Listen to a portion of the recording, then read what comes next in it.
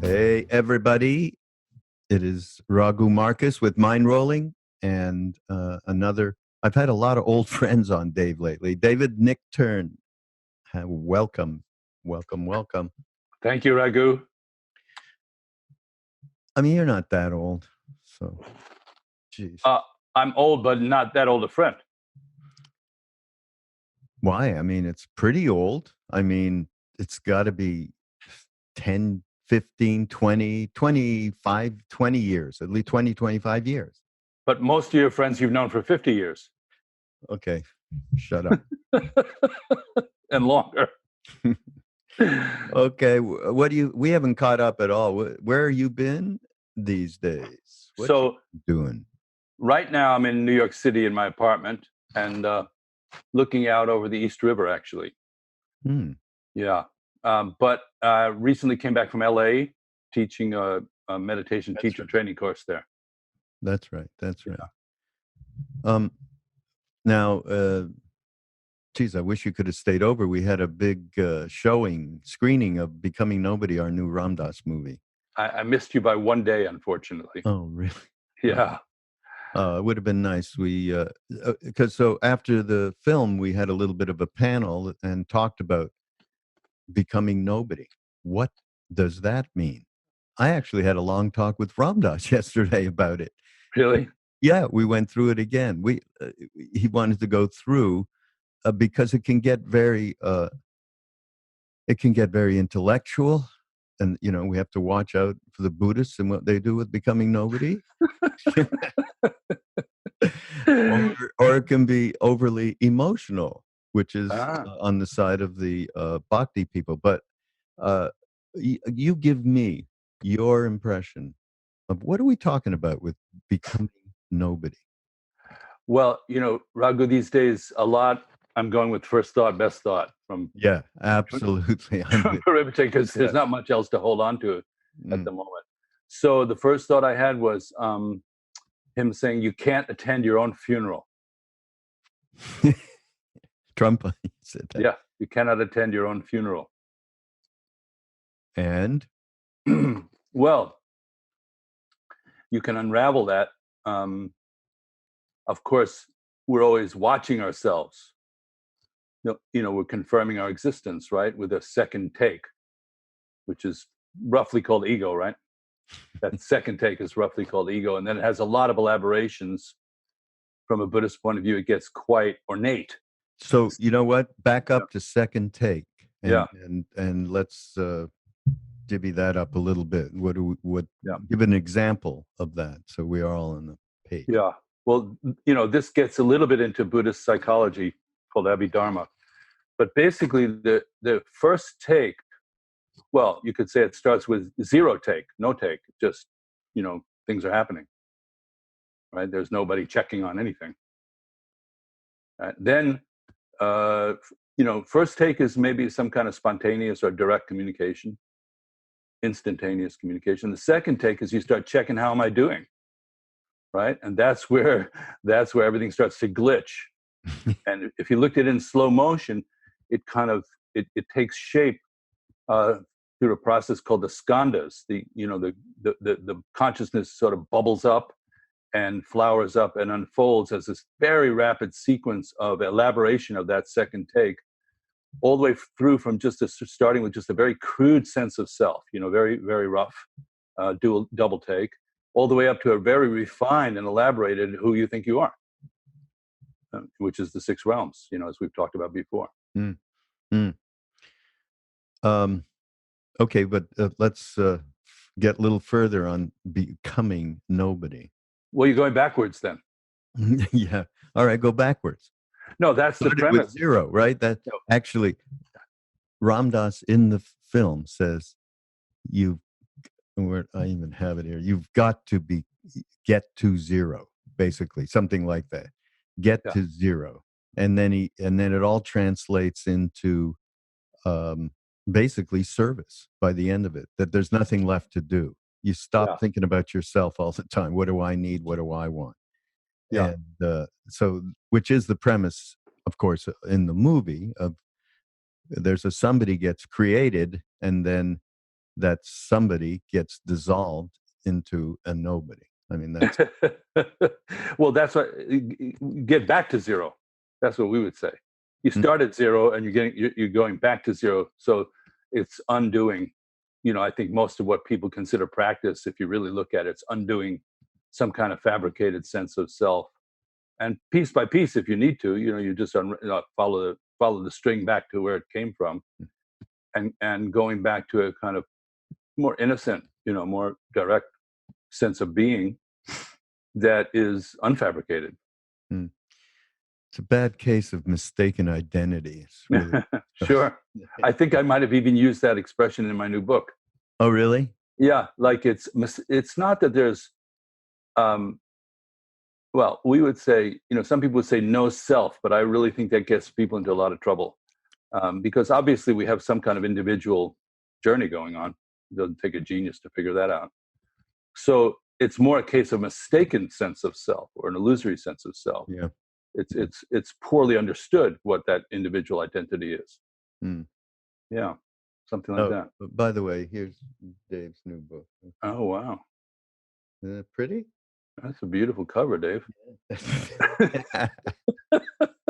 Okay, it's by the way, creativity, spirituality, and making a buck.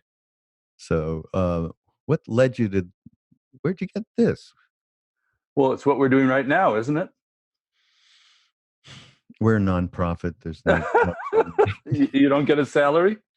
Oh, I do. Yeah. Well, yeah, something like that. I actually don't work for this gang here. I'm a independent contractor. Yeah.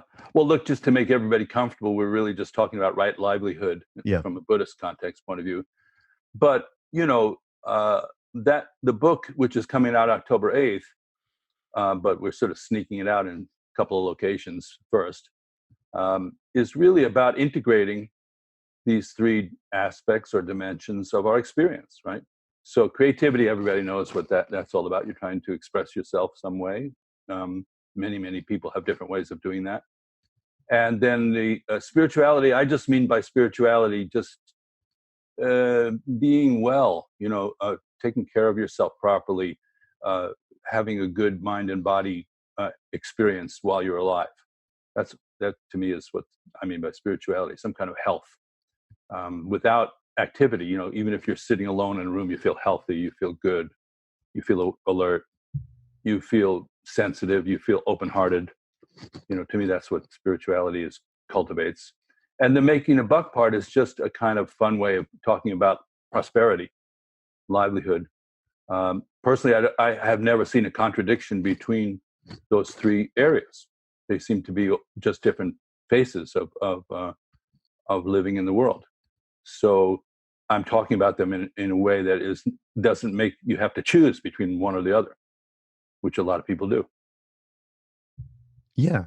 Oh, the bifurcation of just spirituality, however, which way you want to talk about it, and the rest of our life, sexuality, career, family, everything. It just reminds me of a crazy thing I got to tell you.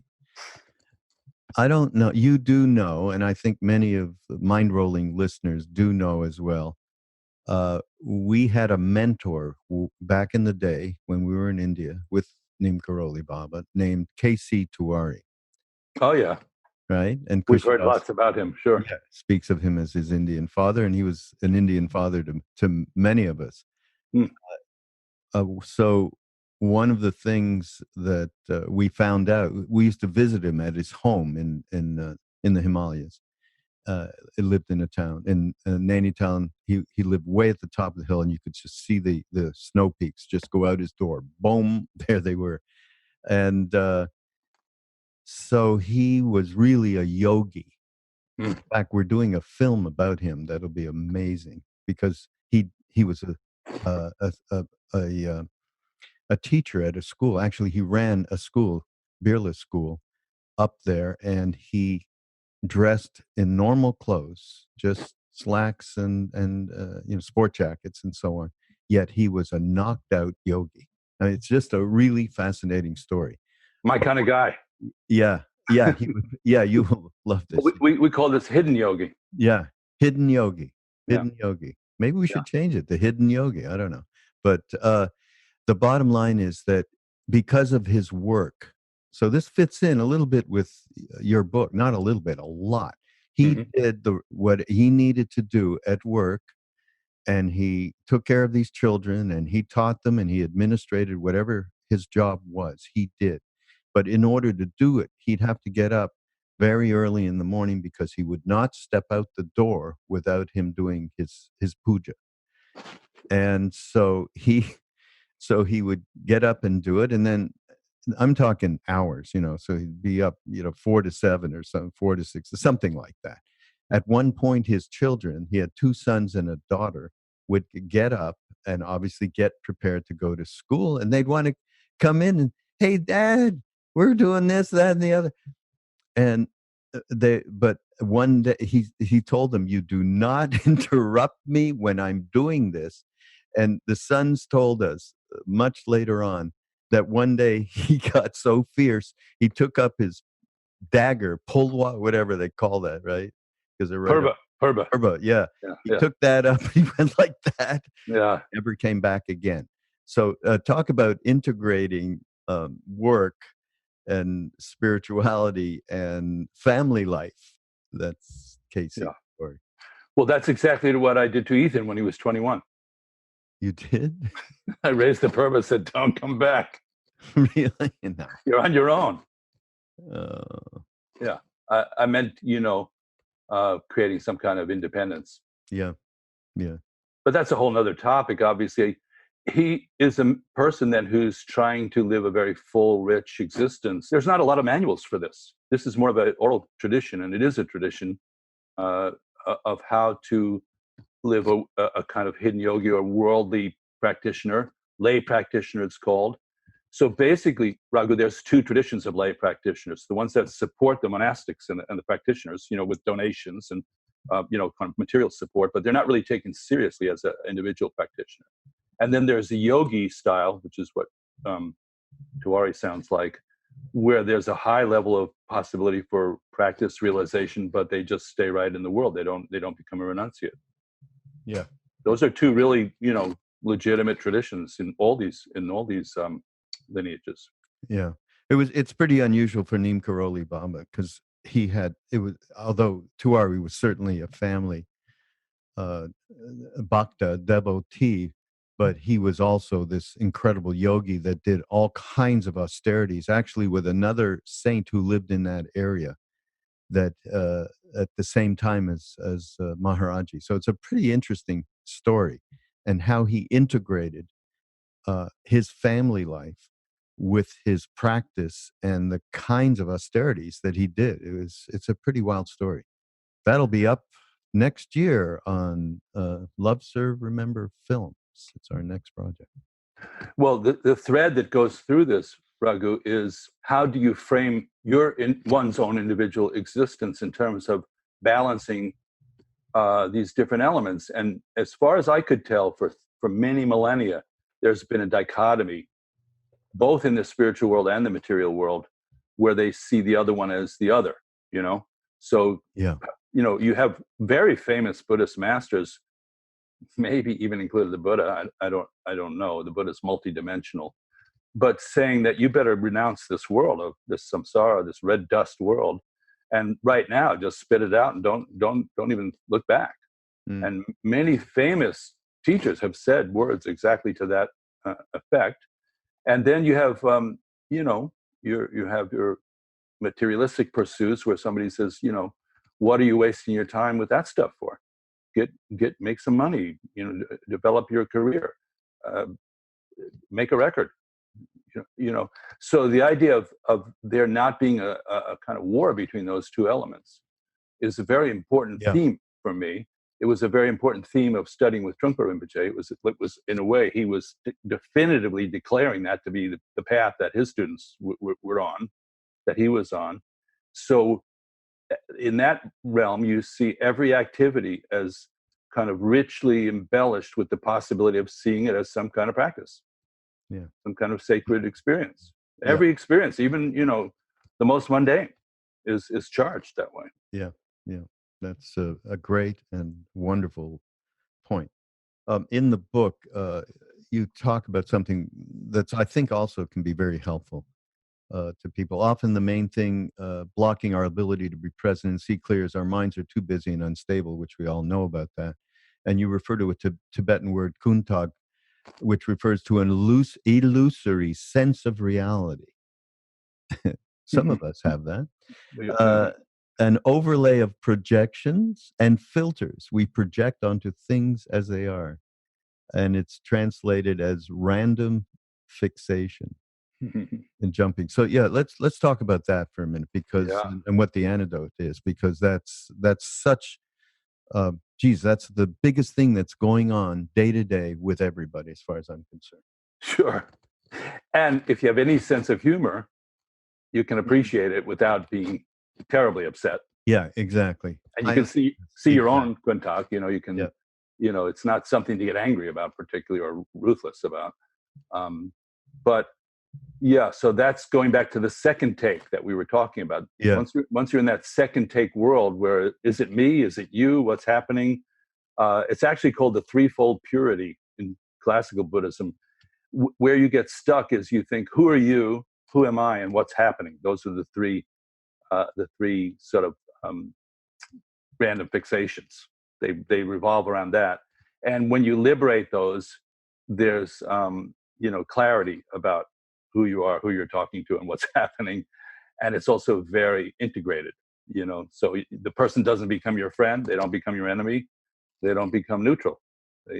You have some kind of open tunnel that you can communicate through. So kuntak is the opposite of that. It's like I freeze you as my enemy. Oh, Raghu, did you hear what Raghu said about you, Dave? He said your guitar was out of tune for that whole kirtan. Oh, okay, he did, huh? Well, what does he know about that? So then you're off to the races. And the next time I see you, I don't see you. I see like red, or whatever. And then, you see some beautiful person that you didn't meet before, and it's like you start fantasizing about them and thinking, oh, this is what I really need. This will really fix my wagon. So you become attached to that projection while rejecting the other one. And then most of the time, there's a sort of a gray fog of dullness. I call it the cast of thousands. It's like you don't even know those people were in the room. So those three are the highlights of kuntak. Kuntak starts in the second take. You start to project friends, enemies, and neutrals, and freeze them, and obsess on them, obsess on your relationship to them. Yeah.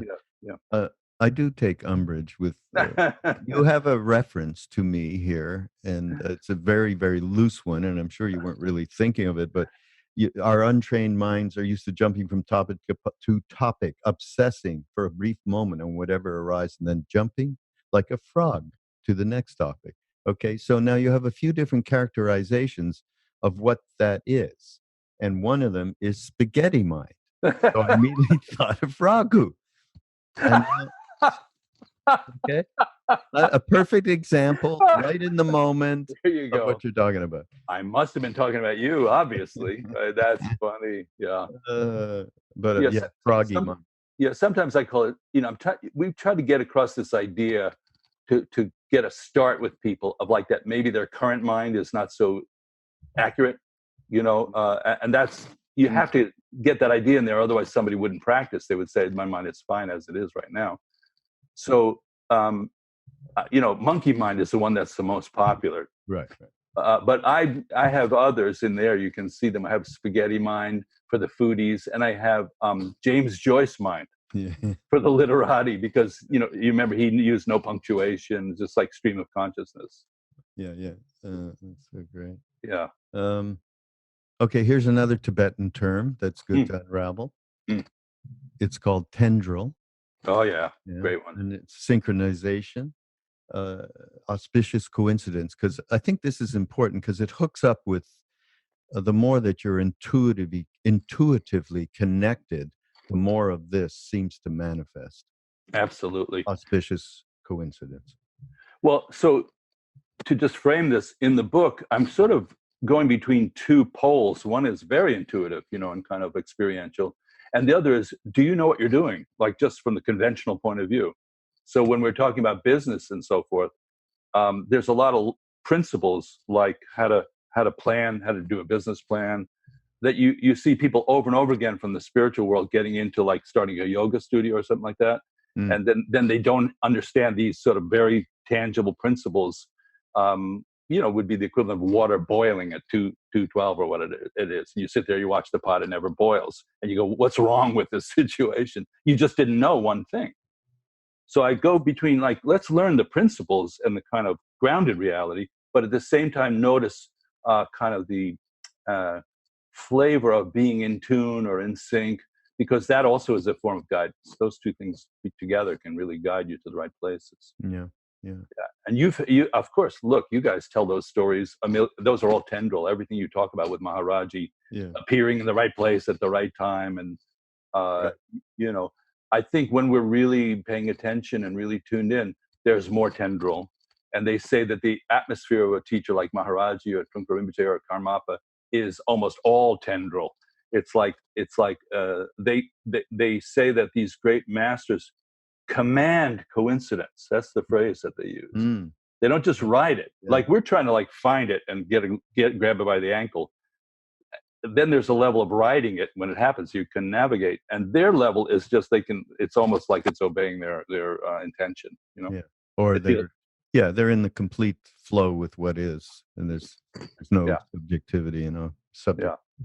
yeah, So, all right. Well, let's take a little bit of a break in some of these arcane Tibetan terms that you've explained so wonderfully in this book. And because the book is about also, and there's a lot of wonderful anecdotes in it of you and your own experiences. And there's a main thread here when we're talking about right livelihood. So I think yeah, we sure need to hear from you when you were a little bit younger and creating, well, the music and the label, and what were the actual things that you went through in terms of maybe some of the mistakes that people yeah. make that you made, etc. Well, and again, the book is equally, really, I think, pretty equally weighted between good, solid Buddhist or generic spiritual kind of practitioner advice for for people who've been doing it for a while, but also for people who haven't and want to know more about it in a way that they can assimilate.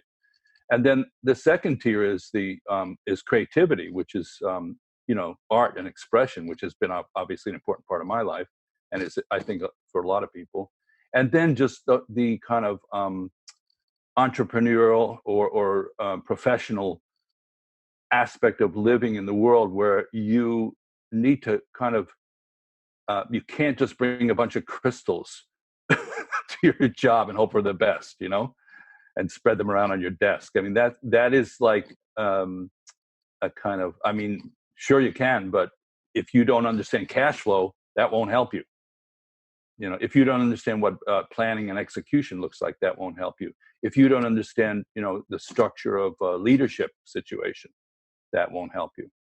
So it's kind of moving into these three zones, and in the book I kind of travel between them a little bit. That each has a section, but I also traveling. I'm saying maybe there's one reality underlying all three. That's my premise. Maybe it's just one world you live in. You're just one person. You're living your life as fully and richly as you can, and you're trying to be cohesive. And that's, I don't find a lot of people talking about that. I think that's a conversation that's coming up for a lot of people. The people from the material side are coming towards the spiritual world. The people in the spiritual world are coming towards the business world.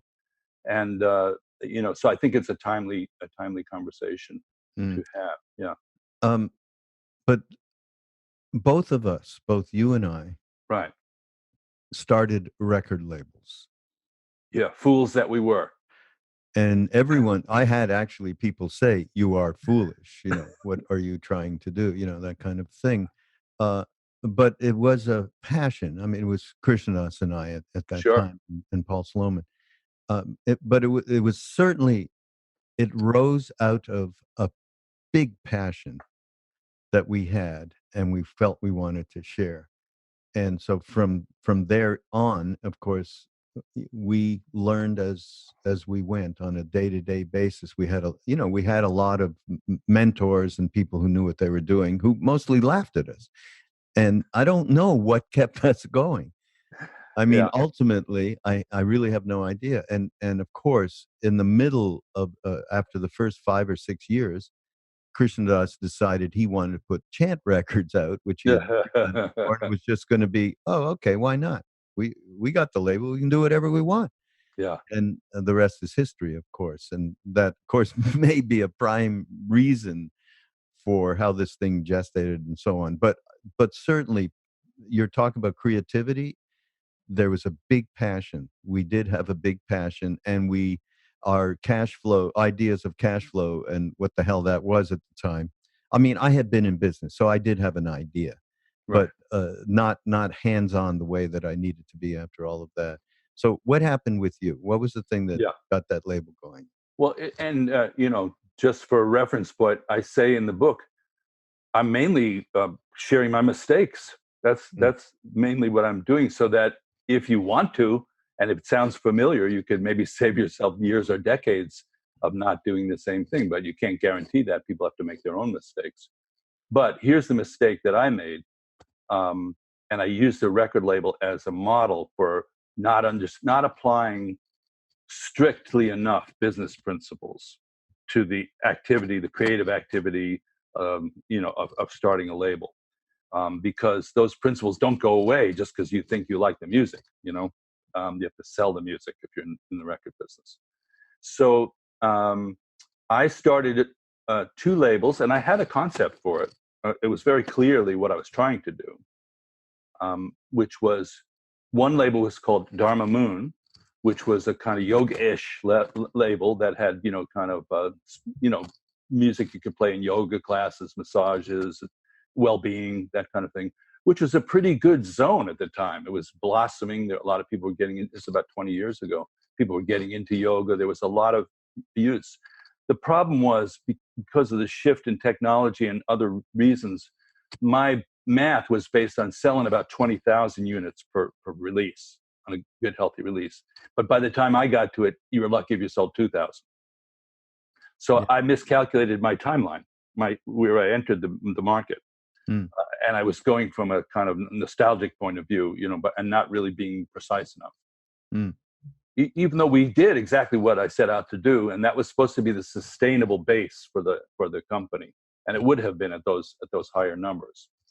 Then I had a second label called 5 Points Records, and the idea of that one was, well, let's come closer to pop music and electronica, and a little more like the stuff that I have been involved with over the years, and let's get some hits out of that.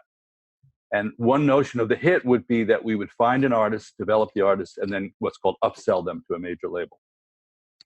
That's a pretty standard possibility. And that's really what you have to do now, is you have to develop an artist to a certain point before a major label even is going to get interested in it.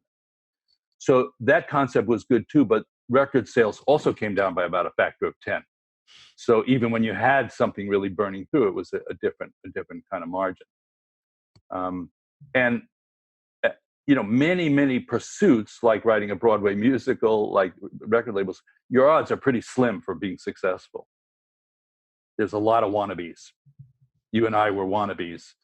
And you have to kind of at least lock in to principles like understanding what kind of financing you need, what kind of sales and marketing you're going to develop, what the market is that you're addressing. These are things that are like you learn in business school. They have nothing to do with any particular business, but business in general. So the long story short is, there's a joke, which I'm sure you heard somewhere along the way, maybe you didn't. How do you make $5 million in the record business? You start with 10. No, I never heard that. Yeah. I mean, I do understand it fully, though. So, and the irony is, along the way, when I closed the label down, I actually started to make reasonable return from my investment, because one of the artists that I signed, we actually did sell, them to a major label, and they went on to become a big star, Lana Del Rey. Yeah. She is. Yeah. So, it all plays out. It all plays out in funny ways. But mainly, we've learned now. Here's what I'm going to say, Raghu. You learned from that experience. You actually have a record label again right now. It's called the Be Here Now Network. Look Yeah. at it. You're putting talent on the air. You're finding people. You're trying to get them to be professional in their presentation. You're trying to put a comment, whether it's a nonprofit or not, doesn't matter. You want to make money. You just want to spend it the right way, which is true ultimately anyhow. And so you're using everything you learned, aren't you? Are you not?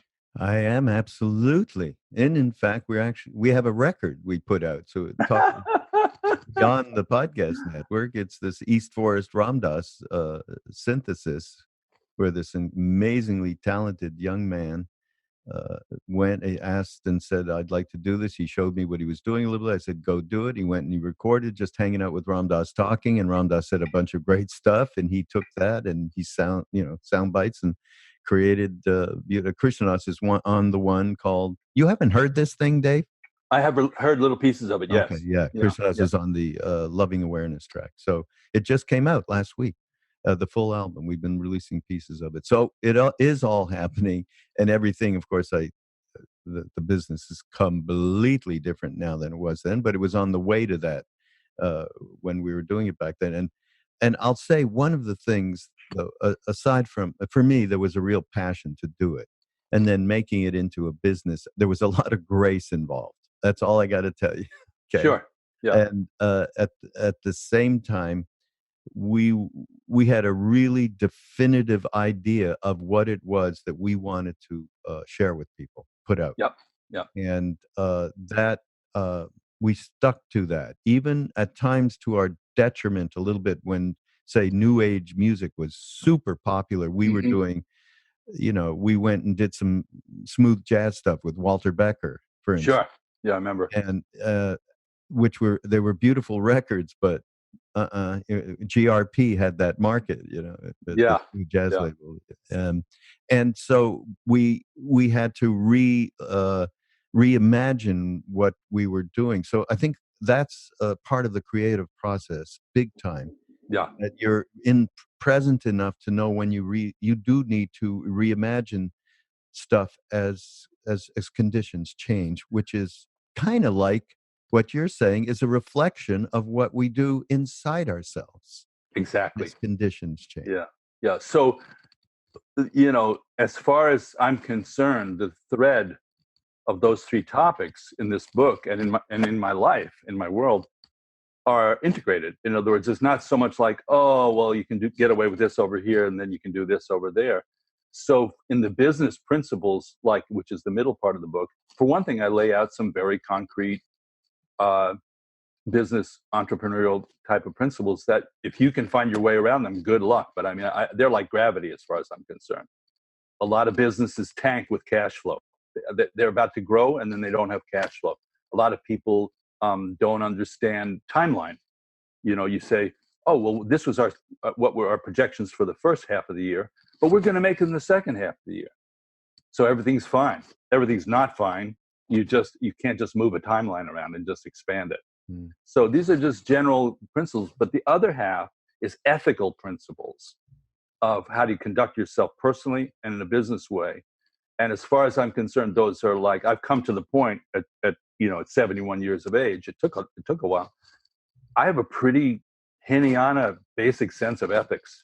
It's like, don't lie, don't cheat, don't steal. It's no matter how clever you are, no matter how tantric you are, whatever, just tell the truth. I mean, I quoted Maharaji in the book. I don't know if you got to that part yet, but I said, right in the early stages of the book, I said, there are certain pith instructions given by great teachers.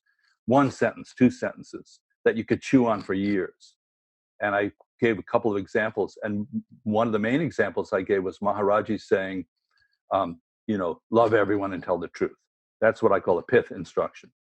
You can get all fancy pants about what you're doing and the 9 this and the 10 that. But if you're not doing that, that's a real compass, a real Geiger counter. And so the idea of ethical conduct, which is the foundation of Buddhism, cannot slip away because you think you're doing some, fancier iteration of it. And even if you develop cities and kind of, the capacity to work a little bit of magic on an intuitive level, those things are really foundation. They're like the rock and foundation. So in the business, I say, here's certain grounded principles, and also here's certain ways to conduct yourself. And then even if you fail, you didn't fail. Yeah, exactly. My favorite thing in the whole book is? No. And I haven't entirely finished it, but this was good enough for me. I'm happy to just have Uncle Irv. Okay. Yeah. Gosh. Tell the story of Uncle Irv. I mean, everybody's got an Uncle Irv. I had an Uncle Jack. Yeah. It's a cosmic thing, and I talk about it as but so this was my actual Uncle Irving Joseph.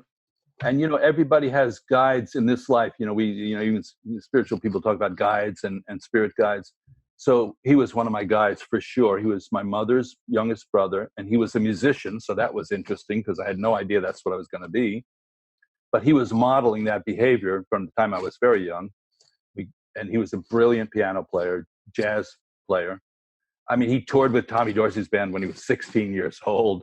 He played with Frank Sinatra back in the day, Nina Simone. He conducted Jesus Christ Superstar. He was like the real thing, And so when I tuned into the idea right out of college, maybe this is my livelihood, and I talk about in the book, is your offering your livelihood or is it a hobby? I said, well, maybe this part of my offering is my livelihood. He kind of, was somebody who had done that, so that you go like, oh gosh, this is even possible. And I remember him taking me down to the local 802, the AFM, the Musicians Union in New York, and you needed a sponsor, and he sponsored me and signed me up for the union. That's the beauty. Yeah. So I mean, and then the first hardcore gig I ever played was so interesting. I got out of college. I didn't really know exactly what I was doing, but I was a good musician. And my mother produced a Broadway show. That's another person in my family who was in the creative side. And she was the first woman ever to win a Tony Award. So she was a macher, a player in Broadway, not just a person, but a serious hardball player. So she produced a show which was called Jimmy Shine. And it opened on Broadway, and it had Dustin Hoffman starring in it, and Cleavon Little. Those were the two known stars of it. And it had songs by John Sebastian in it. The music was by John Sebastian. And I got definitely through having some connection, I got an audition with John, who I hadn't met yet, and he hired me. And so that, I don't think he would have if I couldn't cut it, but I mean, he was happy to oops, sorry about that. Why is that? I have it on off, but it's still ringing. Sorry, folks. So blame Apple. Yeah. So then yeah, blame Apple. You have to praise them if you're going to do that too. Yes. So yeah. So I got the job, and we toured out of town for 6 months. Then we opened on Broadway, and I played the show for about a year. That was my first professional gig. Was working with John Sebastian and Dustin Hoffman on Broadway. Uncle Irv who was my mom's brother, was the piano player and music director. So it's totally a family kind of situation. And so Uncle Irv, there's two stories I tell in the book about Uncle Irv. One is is about the tendril, the synchronicity aspect, where he was capable of. We did a recording of him playing some cocktail music, 30 songs in a row, modulations, tempo changes, one take, 54 minutes, one take. Let's see who can do that. And then he just lifts his hands up like that. So this is, I said, he just dropped into the zone. All the things we're talking about at our retreats, he was doing. He was being here now. He was communicating, from that ground, and he had skills. Then the other story I tell is that at the age of 75, he decided to play his first ever classical concert In other words, he's been a known jazz musician for 55 years, 60 years, but he'd never played a recital. So he booked Carnegie Recital Hall. We made up a billboard for it, with the pieces he was going to play. He's practicing 5 hours a day at 75, and then he just got sick, and then he got sicker, and then we were all in the hospital, and he passed away 1 month before he could play that concert. Yeah. So I give that as an example of, like, you can't control the outcome. That's not why we're creative. That's not why we're spiritual. We're doing what we do with the fullest heart that we can do it. We leave it on the field, and then the powerful quality of reality has impermanence embedded in it. And then the final thing I'll say about it is, I was in the hospital with him, and it was apparent that he was about to go. And I did give ear whispered instructions. I told him where, how to handle his mind going into leaving the body, and so things like that. And he looked up at me. He said, "I'm leaving the magic circle." Yeah, I remember that. That's the last thing he ever said. Wow, the magic circle. That's where we are. Yeah, it's a good analogy. Oh boy. At some point here, you talk about and mention one thing that tripped me into another thing: spaghetti mind. And you talked about if you're like me, you don't enjoy reading manuals. So I went right away. I am you, absolutely. And then you mentioned how His Holiness, the Dalai Lama, of course, who talks about this all the time, and says, I love taking watches apart and putting them back together, right?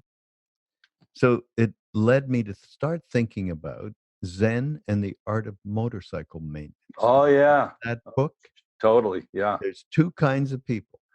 One, they see a motorcycle and they just want to take it apart and put it back together. That is delight. Yeah. The other one walks by and goes, whoa, what an amazing Harley, eh? They grok the whole thing, and it's two completely different kinds of personalities that he talks about in this book, which I always love. And I think you find that in our communities a lot. There's the people who are doctrinaire. They really like the doctrine. They really like the details of the teachings. And then there's the touchy-feely types, who just maybe remember one thing somebody said, and it's, and they hold it. So it probably has something to do with right brain and left brain, integration.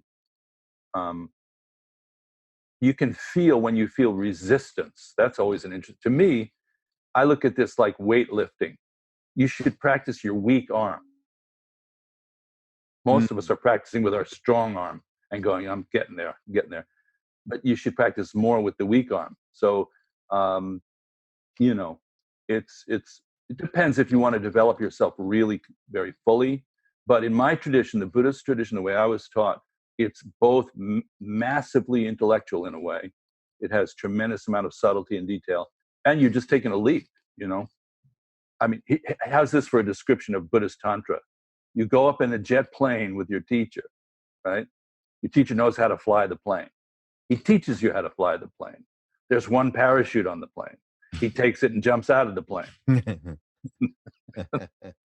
Yeah, that's good. Right? So, that means, a compadre of mine and I were talking earlier today, because our teachers, as yours has been dead for many decades. Trungpa Rinpoche died 30 years ago, at least. And so there you are. You can access Maharaji or Trungpa Rinpoche within your mind's eye, within your inner eye and ear, but you can't talk to them. You can't say, what about this? What about that? And I think people who think that's a literal... Talk to him. You do? Well, we should talk. How do you know? I mean, this is just a kind of straightforward kind of question, not meant to be provocative. How do you know that it's him talking back? There's no talking back.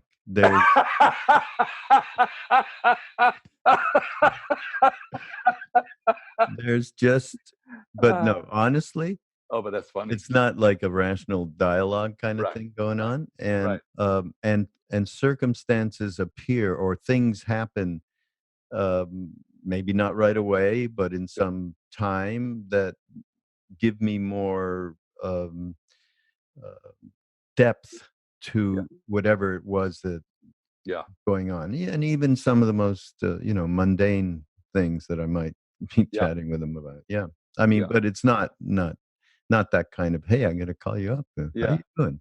It's not He, that. yeah, But yeah, he answers through the phenomenal world, yeah. the mess, and Or that's through dreams, or that is, that kind of thing, or just suddenly you pick up a book and I see something that I was really internally wondering about, and I might yeah, read Dilgo Khyentse Rinpoche, who I love, as you know, yeah, and I'll see that just manifestation of Guru, yeah, all of it. yeah. In that way, you can almost think of Guru as the operating system. Mm. It's embedded in all the programs, Yeah, totally. Yeah, that's a Yeah, great. And I mean, yeah, actually, I say when I first met Neem Karoli Baba, it was like, aside from all of the, oh my God, I've known him forever, home and all the stuff that everybody says, I thought, and I don't think I used that analogy, but I look back and say it was like a computer. It just knew the right thing to do for mm, each individual person. It wasn't something that was thinking about doing anything. It was yeah. just happening within that field. On that topic, Raghu, did you ever see the movie Her? Yeah. Yeah, yeah. So what it's Uh, about, briefly, for those who didn't, Joaquin yeah, Phoenix, Joaquin right? Phoenix. Yeah. It's an operating system that becomes sentient, Mm, and it can communicate to the different people as in real time with a language they understand, and it's adapting to them as it goes. And he falls in love with her, it, whatever the thing, and she mirrors it back, and she says, "Okay, I'll be your lover. yeah. What? No, no problem." Yeah. And then there's this just incredible moment, which I just makes me laugh even to think about it. He's sitting on a subway, and he has this insight: she's not mine alone. And he goes, maybe she has the capacity to be conducting this level of intimacy with how many others? So he asks her, on the phone, uh, how many others are there? Which is just like a lover's question. And she goes, well, at this level of intimacy, I mean, we're really pretty progressed, something like 84,683 people. And it's just this moment where you go, this is a different level of capacity to communicate. And she's the OS. So it's an interesting way of thinking about Yeah. these things. Yeah. No, absolutely. Yeah, Yeah. that's so cool. Um, okay, there's something from Trungpa that I never knew about that you talk about. It's a teaching called hierarchy, Oh yeah. complaint, gossip, and communication in an enlightened society. What the hell is he? What's that about? Well, the kind of provocative thing about his teaching was that he was even talking about social society and things, and groups of people, because, as you know, a lot of these things are individually lodged. And in the Mahayana teachings, or the kind of like serving people teachings, the bodhisattva aspect, at least you're trying to connect with other people and help them out. But what form does that take? Is there some kind of structure that can be created in which can contain a Mahayana society? What kind of banks would we have? What kind of police would we have? What kind of military would there be? If it was a true Mahayana society. So this is the idea of, once you start, uh, uh, like a spiritual community starts taking on structure, or any community, how does that work? And of course, he created a lot of hierarchical structures, which was traditional from whence he came. It was much more traditional to have that. Hmm. But Americans are rebels. We started this whole place by just going fuck you to everybody, basically. King George, yeah. Can we say that in the podcast? Oh, we'll run this through the okay. I know on cable you can do it. I didn't know if FCC. yeah, okay. So he you know he uh, began to deal with the dilemma of people taking on positions of responsibility, which you have in your community. You know, people have positions, they have posts, they're responsible for certain things, and how can they work with other people who are maybe working underneath them, for them, higher up in the hierarchy, and have it be sort of cohesive but also open-ended. In other words, open-hearted. And so that's where this idea of lids and flowers came in. So the sort of autocratic version of hierarchy is lids. You take a lid and you put it on the person, and that's as high as they're going to go. Mm. You see that a lot. I mean, golly, we're seeing that a lot. You know, so there's no inspiration for people to ascend into a kind of higher position or take more leadership responsibility. But he said the better way to think of it, or another way to think of it, is flowers grow to different heights, but they're all going towards the sun. They're all receiving, and they all have a sort of limitless opportunity to ascend in a way, by their nature, by their karma. So he was making that distinction between lids and flowers. And I think in business world, you see companies, it's very interesting, to look at lids and flowers within a company. Are people feeling repressed, suppressed, stressed out, tense, or do they like going to work? A lot of people don't like going to work. To say the least. But that's too bad. Yeah. So that talk was about lids and flowers. And also, there's the gossip thing that was in there. I tell meditation students, say to them, if you meditate 20 minutes a day, you can gossip 20 minutes a day, but that's all. What about complaints? How long do we get for complaints? 35 seconds max. That's it. You're almost always wrong when you're complaining. Yeah. There's another chapter in the book that says, don't whine, don't complain. Just turn the mirror around so it's facing you. You're going to find the problem much faster. Yeah, that's good. And here's another one, which I'm harking back to our movie Becoming Nobody. Yeah. By the way, hopefully you're in New York in September when it opens at the Rubin. What date? It'll be opening September 6th and playing through October off and on at the Rubin. Depending on what day September 6th is. Well, it's playing after that. Actually, I'm coming in September 14th. Everybody, I'll be down in New York at the Rubin at 6:00 is the movie on the 14th, which is a Saturday, and then we're going to have a panel. Sharon Salzberg is going to be there. My friend David Silver, and if you're around, you should come by.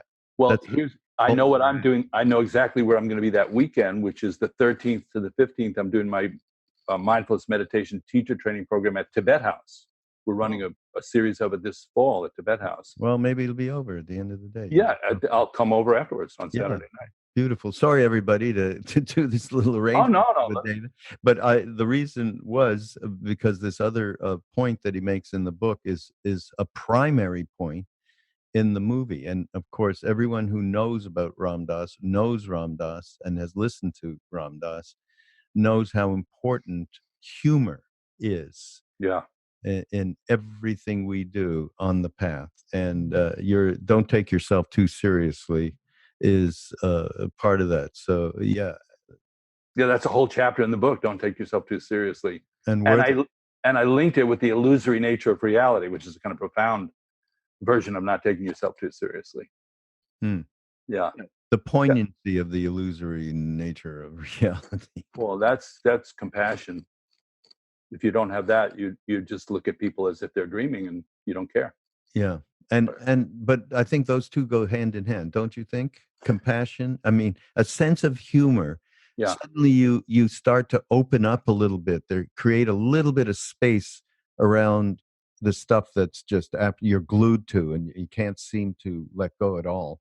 Yeah. And so it's like you Tibetans out there would call the Vajra of wisdom that allows the space to open up just for enough a second, right? The image of the clouds are the obscurations, and then suddenly a little bit of blue opens up, and you can see then a little bit more clearly. So, yeah. Yeah, probably the offspring of ultimate reality is Ma.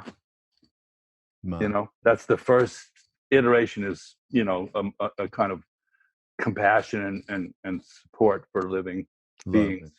And then from there, it's skillful means how to, you know, that's what we were talking about in LA last week, how to actually be effective. When you mean to be compassionate, how can you actually be effective?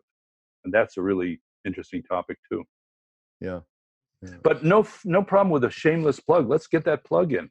So what are the dates for the Ram Dass film? September 6th in New York. Actually, it's opening up in San Francisco. It's opening up in Los Angeles and New York on September 6th of 2019. Yeah. And then it'll go across the country to about, I don't know, 30, 40 theaters in about 25 cities, and becomingnobody.com.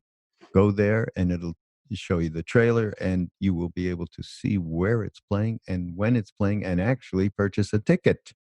Thank you for that, Mr. Nichtern. That was a good idea. Yeah, now we're in the business portion of the book. Yeah, right.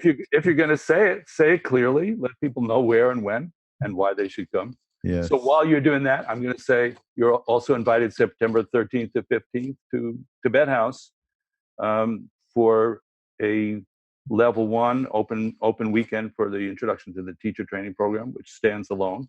You can go to Tibet House website. And Bob Thurman, our favorite, professor emeritus, is going to be joining me for the first night and Saturday morning, and then we're going to be off without him. It's What About Bob?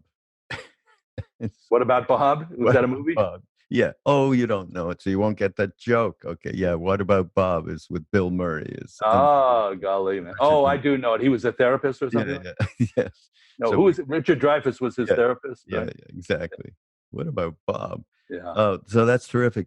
Okay, but before we go, I just want to ask one thing about that I looked at and went, okay, this is interesting. Know when to stop polishing a turd. Raghu, you don't know how to say a turd? No, I'm from Canada. We don't say turd. We turd. Okay. Is this le français? Yeah. Okay. Le turd. Okay. You say when you're producing music, working with an artist, how many times have we said this? Pouring good sauce on bad, throwing good money after bad. And this is really bad. Okay, this thing that you did, it's worse than the spaghetti thing, monkey mind thing. By planting it in your mind, you mean? Yeah, you planted this thing. Stop feeding a dead pet. That totally, my whole stomach went inside out. I thought of all my pet. Oh my God. You did it, Dave. Well, I made that one up, but the stop polishing a turd came from Linda Gottlieb, who produced Dirty Dancing, who was my producer when I was doing the music for One Life to Live for many, many years. Yeah. And that was her line, stop polishing a turd. Okay, let's start fresh here. Let's not keep going on and on this. So the long story short here is that I'm kind of, I feel like I left my full offering on the field with this book because it's comprehensive. I didn't have to splinter myself off. What about the part where I'm a musician? What about the part where I'm a Dharma teacher? What about the part where I'm a business person? And putting it all together into one package, creativity, spirituality, and making a buck. And when I say it to people, they go, there's a lot of recognition of like a similar, that's magnetizing to them. So I just want to let people know it's coming out October 8th. Yes. But we're going to have some sneak. If you guys are coming up to the Kirtan Festival at Omega, we're going to have some there. Oh, yeah. Beautiful. And Krishna Das, of course, David plays with Krishna Das. But certainly one of the most important things you said in the whole podcast was once you start to see all of these threads as in the Ramayana, I think the analogy is there. In the Ramayana, it says, tie your relationship to your mother, your father, your friend, your God, your tie it, your teacher, whatever, tie one thread to the feet of Ram, so that everything that is going on in our lives is only one thing, which is what you said before. And that one thing, so every part of it is perfectly designed to have us be more of who we truly are. So and if there is a hierarchy, which you're implying there, I agree with that choice. The spirituality has to be the central tentpole. If you're not right with yourself and you don't have a clear, happy mind, no amount of external success will get you where you need to be. Yeah, exactly. Beautiful. Everybody, there'll be links to the book, pre-order it and all that stuff, along with David's written a couple other wonderful books. Oh, see, you have one too. Oh, that's good. So there you go. Thank you, David, so much, as usual. Thank you, Raghu. We will see. Oh, wait. David has some podcasts coming out on the Be Here Now network. Okay. You signed me to your label. Yeah, I did. I didn't even know about it until someone told me. But who are a couple of the people that you've chatted with? Well, the first one is coming up pretty soon, and it's in sync with the title is Creativity, Spirituality, and Making a Buck. So I'm interviewing people I consider to be manifestors in some way, and in some way of these principles. So the first one is Danny Goleman, is on the first podcast, who, as people know, wrote Emotional Intelligence, and he's kind of one of our tribe. He's one of us. Not kind of. We were in India together. I mean, I'm just, in the broadest stroke. He's with us. Yes. Yeah. Absolutely. Oh, that's wonderful. I got to listen to that. But then the next one is Jamie Lee Curtis. I'm sort of, and then I have Pete Holmes, I think, coming up, and then I've sort of flipped back and forth between people who are very much into the business side of the thing or very much into the creative side. Good. But they all have some thread through all three. Like Jamie, for example, is a meditator. She's been sitting every day for 3 years doing metta practice. So I'm having the same kind of conversation you and I just had. Yeah. Very similar. Oh, wonderful. Okay, great. Yeah, through the lens of those individual people, and having fun is the most important part. Yeah, for sure. Sure, which we've had so much of. So thanks again, Dave, for being here. Well, thank you, Raghu. Everybody, this is Mindrolling on Be Here Now Network. Go to BeHereNowNetwork.com and you will find extraordinary podcasts. All right, talk later.